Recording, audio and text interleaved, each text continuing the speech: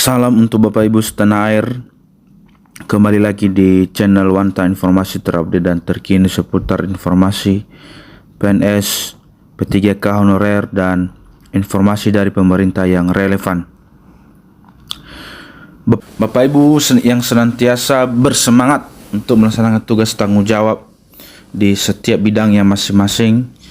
Di kesempatan yang baik ini kembali kita melihat bagaimana sebenarnya mekanisme formasi umum pada seleksi CPNS dan P3K tahun 2024. Dan sebelum itu jangan lupa like, subscribe, dan komen dan bagikan informasi ini agar informasi selanjutnya dapat terupdate di beranda Bapak Ibu.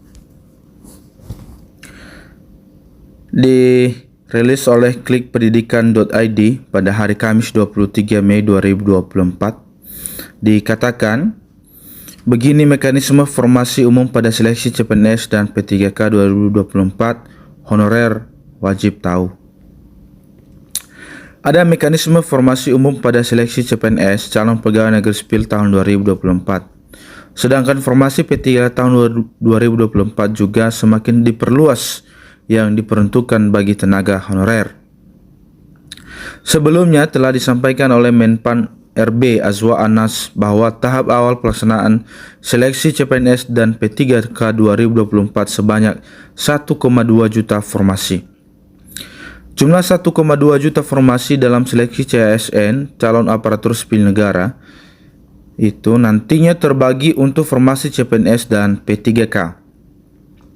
Sementara ini, BKN Badan Kepegawaian Negara sedang melakukan proses verbal, verifikasi dan validasi data tenaga honorer untuk diangkat menjadi P3K.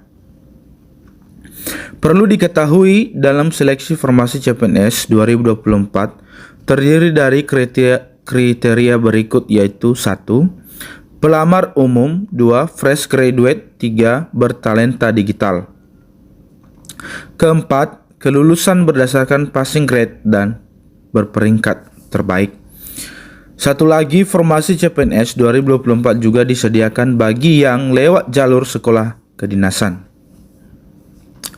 Jadi itulah Bapak Ibu kriteria untuk seleksi formasi CPNS tahun 2024. Selanjutnya, berikut ini hal penting yang wajib diketahui bagi para tenaga honorer atau non-ASN.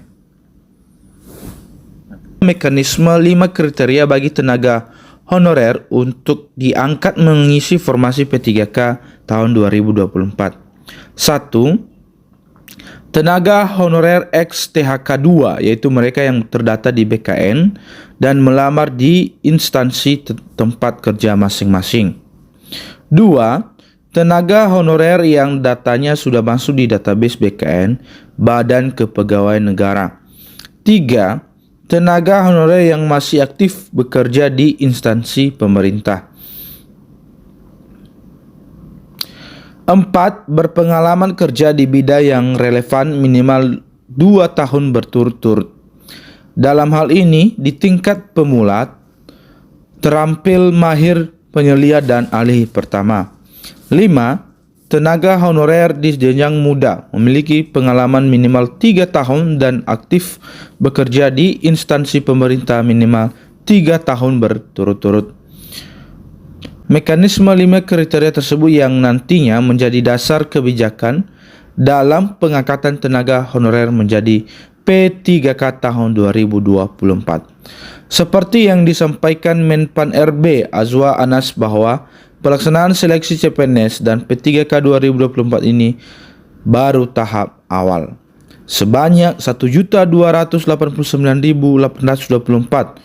untuk memenuhi kebutuhan ASN aparatur sipil negara sebesar 2,3 juta secara bertahap hingga Desember 2024. Itulah penjelasan mengenai mekanisme formasi umum CPNS dan P3K tahun 2024.